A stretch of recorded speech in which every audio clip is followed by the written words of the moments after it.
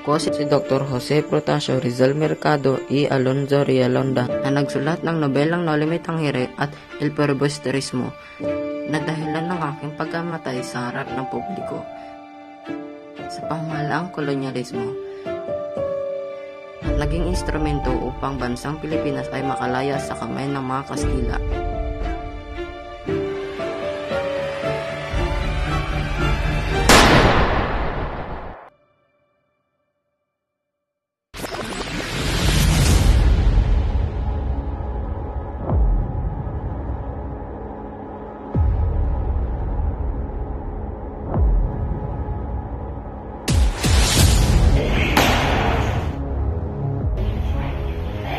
Mahimik yung lahat. Wala kang karapatan na pagtanganin ng aking ama.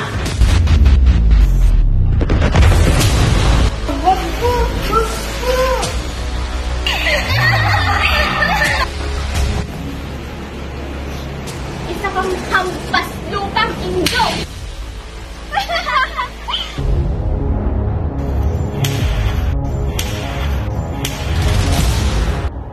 Hoy! Isang hampas lupang Inyo! Baliw! Baliw! Nasaan na kayo?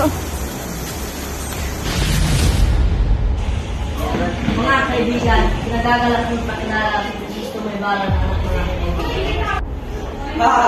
Kailangan ba ba ipakilala ang isang anak ng mga tao?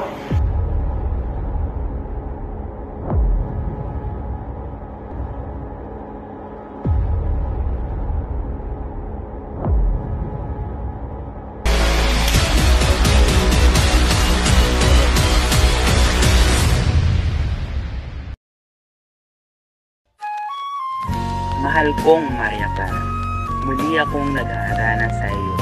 Aking binibining walang papantay sa ganda, iyong katangin-tangin. Lubos kong ikinagagalak na muli kitang nakita.